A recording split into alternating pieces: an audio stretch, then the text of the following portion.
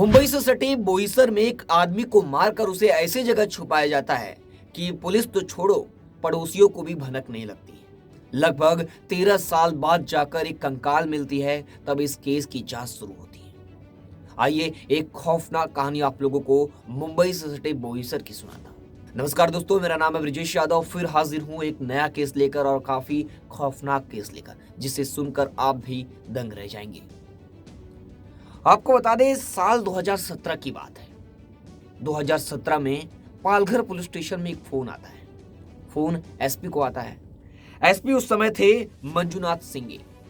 मंजुनाथ सिंगे को एक फोन आता है और बताया जाता है कि बोईसर का एक इलाका है दांडीपाड़ा, उस इलाके में सेक्स रैकेट चलाया जा रहा है। फिर क्या, पालघर के एसपी मंजुनाथ ने तुरंत पालघर पुलिस स्टेशन के वरिष्ठ पुलिस निरीक्षक को छापा मारने का आदेश देते हैं। उसके बाद पालघर पुलिस स्टेशन की पूरी टीम दांडीपाड़ा इलाके में जाती है और वहां पर जहां पर सेक्स रैकेट चढ़ता है वहां पर छापा मारती है। तो वहां पर 4 महिलाओं समेत और जो महिलाओं सेक्स रैकेट की लीडर है उसे गिरफ्तार करते हैं और वहां पर एक व्यक्ति था उसे भी, यानी एक आदमी और 5 महिलाओं को पुलिस गिरफ्तार करके पुलिस स्टेशन लाती है। अब इनसे पूछताछ करती है। फिर पुलिस जो इन लोगों की लीडर है उससे पूछताछ करती है और उस लीडर का नाम है सविता भारती। सविता भारती से पुलिस पूछताछ करना शुरू करती है तो ये बताती है कि ये बहुत लंबे समय से इस सेक्स रैकेट को चला रही है। लगभग 13-14 साल हो गए इस सेक्स रैकेट को चलाते समय। पुलिस को खुफिया जानकारी यह भी मिली थी कि ये लोग सेक्स रैकेट तो चलाते हैं और कई मर्डर भी किए हैं। जब पुलिस मर्डर केस के बारे में पूछती है, सविता बताती है कि 13 साल पहले उसने अपने घर के अंदर एक मर्डर किया था और मर्डर करके लाश को बाथरूम की टंकी के अंदर छुपा दिया था। पुलिस जब ये बात सुनती है तो दंग रह जाती है और पुलिस की पूरी टीम फिर दांडीपाड़ा इलाका में सविता के घर जाती है जहां सेक्स रैकेट चलाया जाता था। सविता से पूछती है कि वो बाथरूम की टंकी किधर है, तो सविता के निशानदेही पर वो बाथरूम की टंकी को पुलिस की कई टीमें बुलाई जाती है और बाथरूम की टंकी को खोला जाता है और खोलने के बाद पूरी बाथरूम की टंकी को अच्छे से उसकी तलाशी ली जाती है और तलाशी के दौरान फिर जाकर एक कंकाल मिलती है।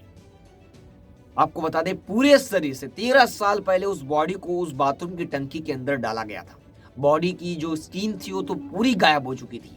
ना बाल थे, ना कपड़े थे, ना स्किन थी, सब कुछ खत्म हो चुका था समय के साथ। सिर्फ बची थी एक कंकाल। हड्डियां भी गल गई थी, हड्डियां भी पूरी नहीं मिली।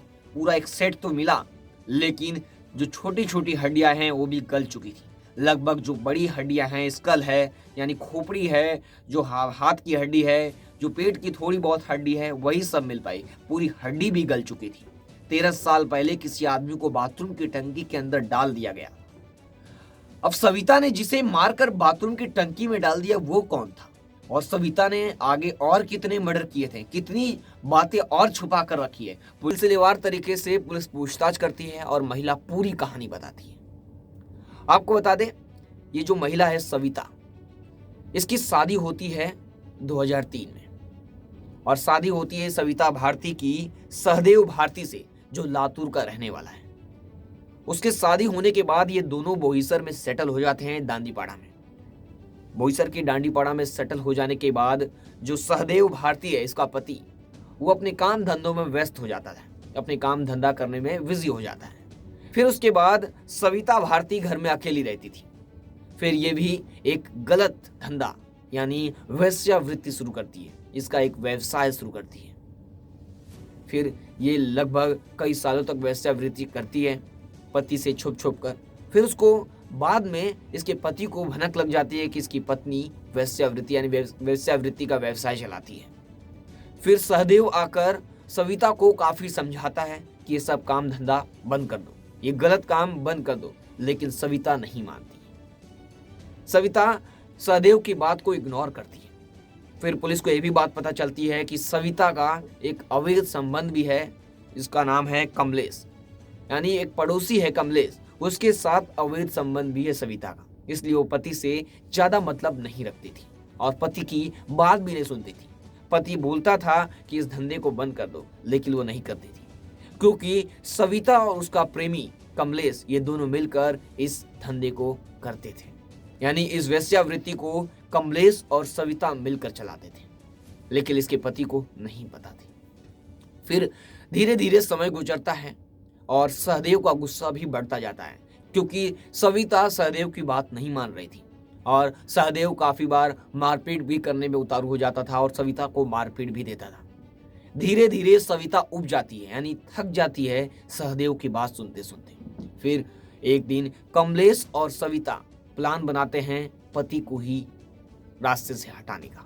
ये लोग सोचते थे कि अगर पति को यानी सहदेव को साइड हटा देंगे तो हम लोग अपना काम भी आराम से कर लेंगे और साथ रह भी लेंगे। तो ये लोग एक खौफनाक प्लान तैयार करते हैं। आपको बता दें 2004 में एक रात सहदेव जब घर आता है तो ये दोनों मिलकर उसे मार डालते हैं। मार डालने के बाद उसकी बॉडी को अब ठिकाने लगाने के लिए ये लोग नया प्लान बनाते हैं कि जो बाथरूम की टंकी है, बाथरूम की टंकी को खोलकर उसके अंदर डाल देते हैं। किसी को आज तक भनक नहीं लगी कि सहदेव कहाँ चला गया और कोई कंप्लेन भी नहीं थी कि पुलिस इस केस में जांच करती। ना सहदेव की बॉडी मिली, ना सहदेव मिला। फिर क्या, सविता और कमलेश बेखौफ होकर अपने व्यवसाय करते थे और खुलेआम अपनी जिंदगी जी रहे थे। सविता और कमलेश की लालच बढ़ती जाती है और इसी लालच ने इनसे एक और मर्डर करवा दिया। बात है 2004 की, जब वेश्यावृत्ति ये लोग करा रहे थे उसी समय इनके पास एक ग्राहक आता है। ग्राहक काफी अमीर था और बंगाली था, बंगाल का। तब वो आता है तो उसके पास लगभग 1.5 लाख रुपए होते हैं और इन दोनों को पता चलता है कि जो ग्राहक आया है उसके पास 1.5 लाख रुपए है। तब ये लोग उस लालच में आ जाते हैं उस 1.5 लाख रुपए की और एक प्लान बनाते हैं। जब वो ग्राहक जाने लगता है तो ये दोनों मिलकर उसको मौत के घाट उतार देते हैं और फिर बेखौफ होकर जीवन गुजार रहे थे। इन्हें न कानून का डर था न पुलिस का डर था। बेखौफ होकर ये मर्डर कर रहे थे और गलत धंधा कर रहे थे, क्योंकि मर्डर करके बॉडी ऐसी जगह छुपाते थे कि किसी को भनक तक नहीं लगती थी। बॉडी मिलती है तो पुलिस केस और इन्वेस्टिगेशन शुरू करती है। ना तो इस केस में बॉडी मिलती थी और ना कोई मिसिंग कंप्लेन होता था। आपको बता दें, बोईसर के गांव एरिया में लगातार ये मर्डर करते जा रहे थे और वेश्यावृत्ति का धंधा खुलेआम कर रहे थे। लेकिन एक दिन कोई जानकारी दे देता है और पुलिस की टीम छापा मारती है और इन्हें गिरफ्तार करने के बाद जब पूछताछ होती है तो 13 साल बाद जाकर इस मर्डर का रहस्य खुलता है। इस पर आपकी क्या राय है, कमेंट करके जरूर बताएं। और फिर मिलूंगा एक नई केस और एक नई कहानी के साथ। तब तक के लिए जय हिंद। आप लोग कमेंट करके जरूर बताएं कि ये कहानी आप लोगों को कैसी लगी। सावधान रहें, सतर्क रहें। फिर मिलूंगा एक नए केस के साथ।